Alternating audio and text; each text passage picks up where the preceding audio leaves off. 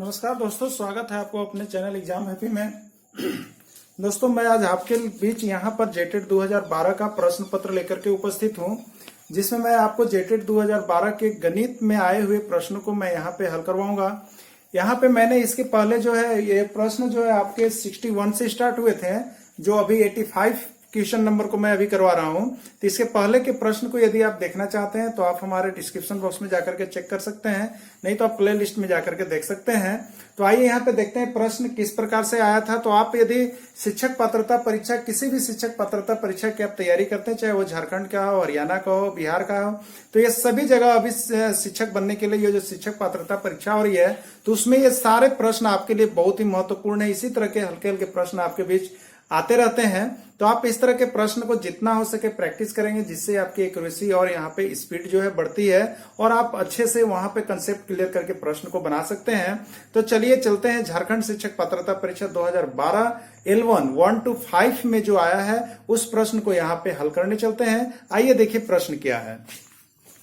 पहला प्रश्न है, यहाँ पे आप देख रहे हैं, रवि ने अपने पैसों से रुपए 492 खर्च किया और उदय ने रुपए 371 खर्च किए। किसने अधिक खर्च किया और कितना खर्च किया, ये आपसे पूछा जा रहा है। आप देखिए, सबसे पहले क्या करेंगे, रवि ने अपने पैसे से 492 रुपया खर्च किया है। रवि कितना किया है आप देख लेंगे। रवि का खर्च है 492 रुपए और यहाँ पे एक और दोस्त है उसके उदय का खर्च है 371 रुपए। ठीक है, उदय का खर्च कितना हो गया, 371 रुपए। आपसे पूछा क्या गया है, पूछा गया है कि किसने अधिक खर्च किया। किसने, यहाँ नाम बताने हैं और कितना अधिक खर्च किया, ये दोनों चीज आपको देखने हैं। तो सबसे पहले तो आप यहाँ पे देख लेंगे कि रवि और उदय में किसने अधिक खर्च किया है। किसने अधिक खर्च किया, तो यहाँ पे खर्च किया है रवि ने। ठीक है, तो सबसे पहले आपके पास यहाँ पर ऑप्शन जो है वो उदय वाले नहीं होंगे, उदय वाले को आप काट लेंगे। अब रही बात, अब यहाँ पे 121 और 112 होगा, तो किसने अधिक खर्च किया। ठीक है, तो किसने अधिक खर्च किया, रवि ने। और कितना अधिक खर्च किया, कितना अधिक खर्च किया, उसके लिए आप क्या करेंगे, घटाएंगे इसको। ठीक है, घटा लेंगे। 2 में से 1 गया 1, 9 में से 7 गया 2 और 4 में से 3 गया 1, यानी 121 रुपए। ठीक है, 121 रुपए अधिक खर्च किए। और किसने खर्च किए, रवि ने खर्च किया, यानी इसका ऑप्शन क्या हो जाएगा, तो रवि हो जाएगा। रवि ने अधिक खर्च किया और कितना खर्च किया, 121, यानी रवि रुपए 121 आने चाहिए। अब आप ऑप्शन में देखेंगे कि आपके पास कहां यह ऑप्शन है, तो रवि रुपए 121। आप देख रहे हैं कि फर्स्ट ऑप्शन ही आपको यहाँ पे मिल जा रहा है, तो रवि रुपए 121, ये आपके आंसर सही हो गए और ये फर्स्ट नंबर आपका कंप्लीट हो गया। आइए अब देखिए कि 86 नंबर प्रश्न आपके बीच क्या आया था। तो क्वेश्चन नंबर 86 को आप यहाँ पे हल करेंगे और लिखेंगे।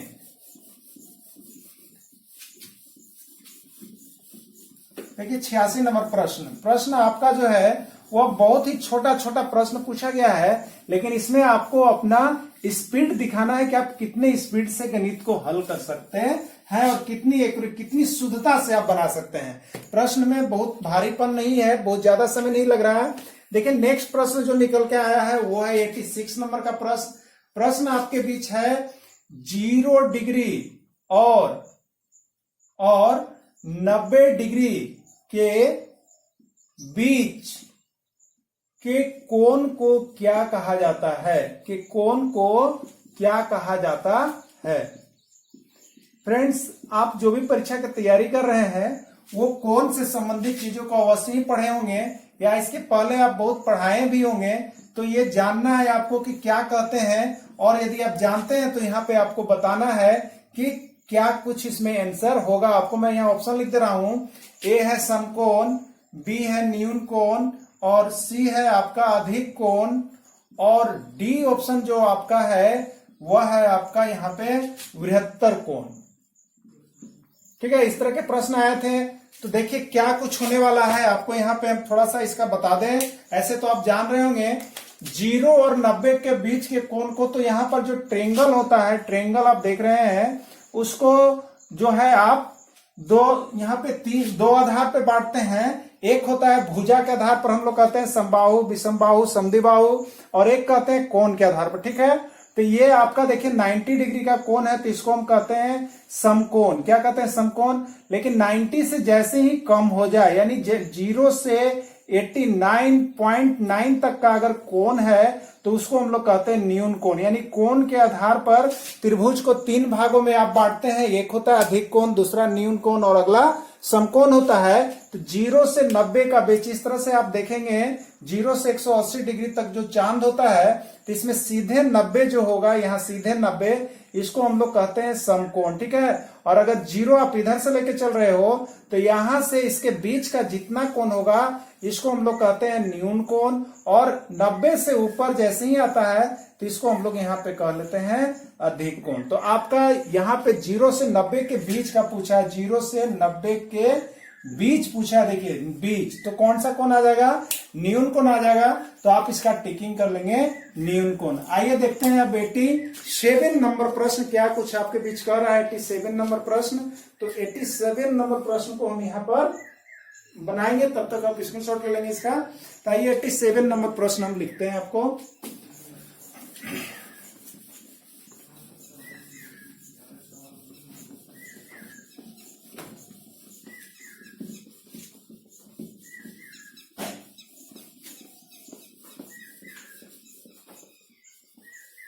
आइए देखिए 87 नंबर प्रश्न क्या कुछ आपको कह रहा है।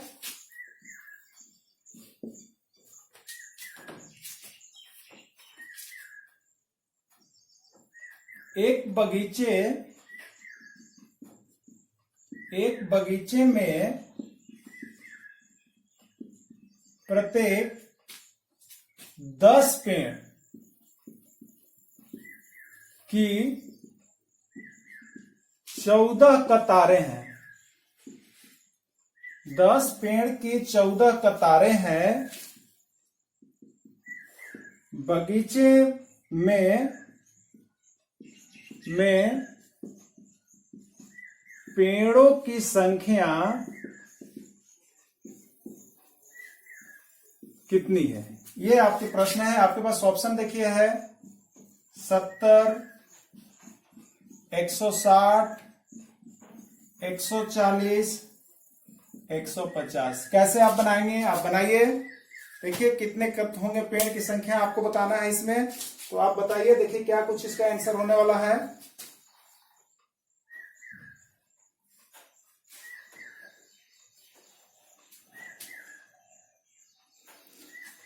देखिए फ्रेंड्स, यहाँ पे क्या दिया हुआ है। सबसे पहले आप इसको बनाने की ओर चलेंगे और आप पैसे ज्यादा स्पीड बनाएंगे, आप अपने बना लिए होंगे। एक बगीचे में प्रत्येक 10 पेड़ की 14 कतारें, ठीक है। आप देखेंगे एक बगीचा है जिसमें इस तरह से 10 है,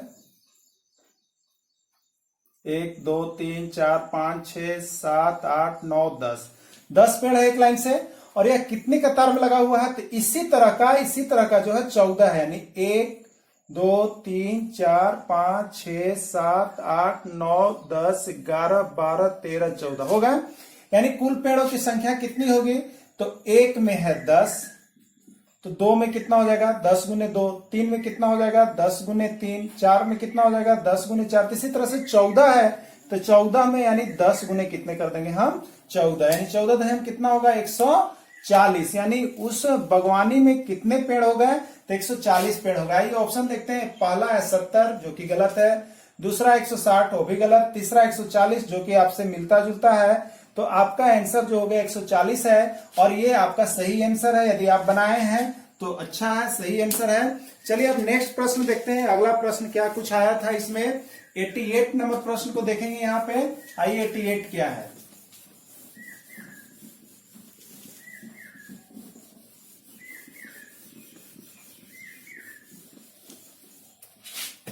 अगला प्रश्न आपको मिला था, यदि एक रस्सी की लंबाई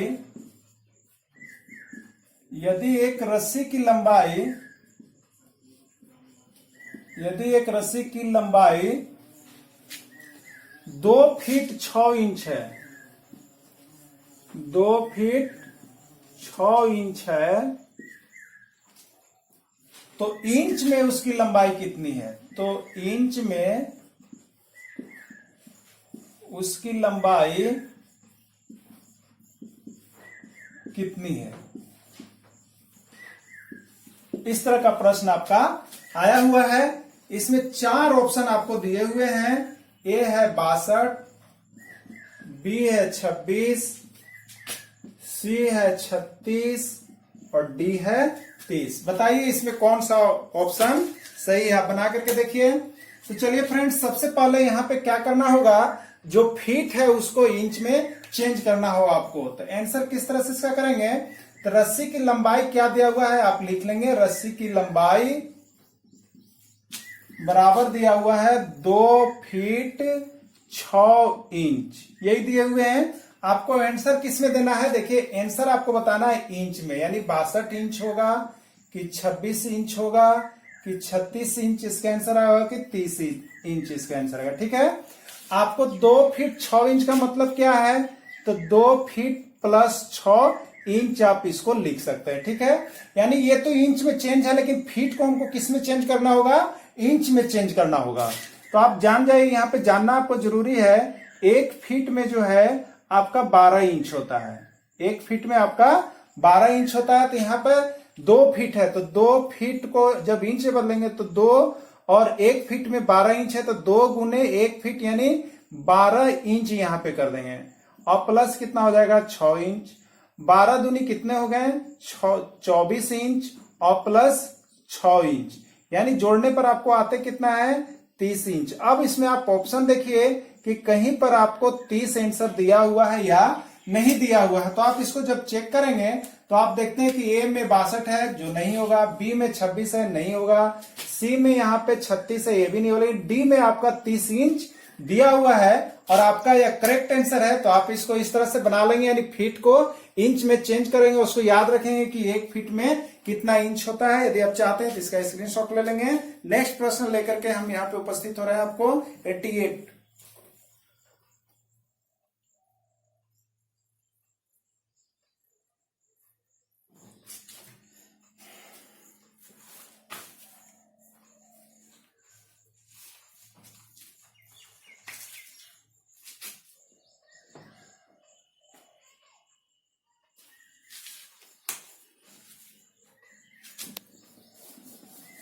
चलिए नेक्स्ट प्रश्न की ओर चलेंगे। आप अगला प्रश्न देखिए क्या कुछ है, इसी तरह से हल्का हल्का प्रश्न है, आप साथ में बने हुए रहेंगे और बनाते रहेंगे।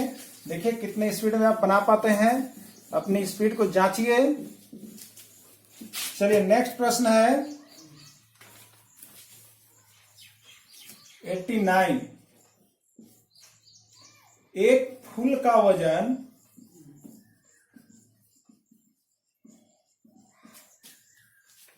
3 ग्राम है। 25 किलोग्राम के लिए कितने फूल की आवश्यकता होगी।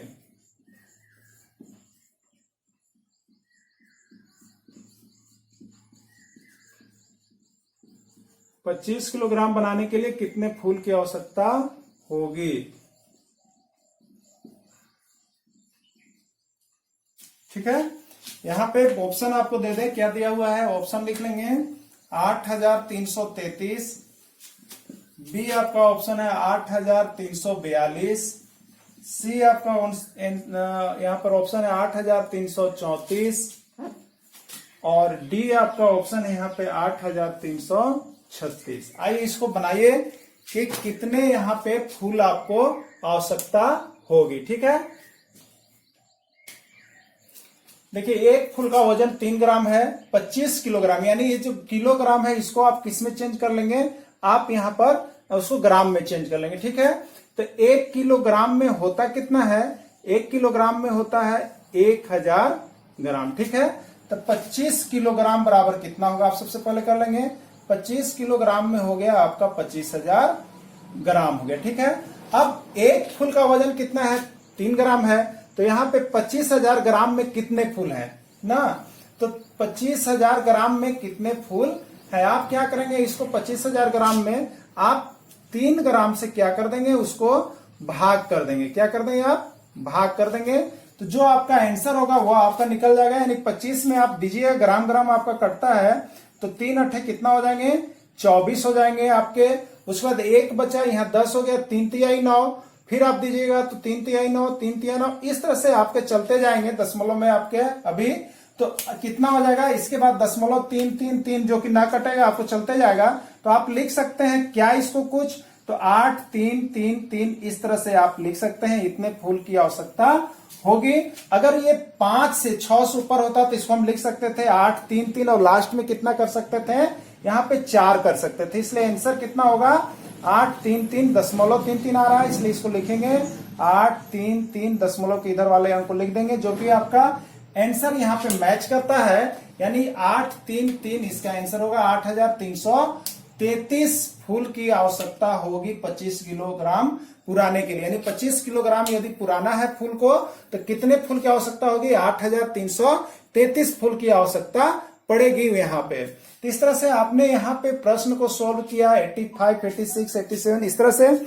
आपने सोल्व किया। अगर वीडियो या आपको अच्छी लगी हो तो आप अपने चैनल एग्जाम हैप्पी को एक बार अवश्य ही सब्सक्राइब करेंगे, लाइक करेंगे और इसको ज्यादा से ज्यादा आप शेयर करेंगे। Thanks for watching this video. फिर मैं मिलूंगा आपसे इसी तरह का वीडियो लेकर के, जिसमें सारे प्रश्नों का हल होगा, या जीके ट्रिक होगा, या सीटेट का क्वेश्चन होगा, या जेटेट का क्वेश्चन, या जेपीएससी, सारे प्रश्नों को लेकर के मैं आपके बीच उपस्थित होता रहता हूं। तो यदि वीडियो अच्छी लगी तो यहाँ पे सब्सक्राइब करेंगे। Thanks for watching this video. फिर मैं मिलूंगा आपसे इसी तरह के वीडियो का नेक्स्ट वीडियो के साथ। तब तक के लिए इतना ही। जय हिंद, जय भारत।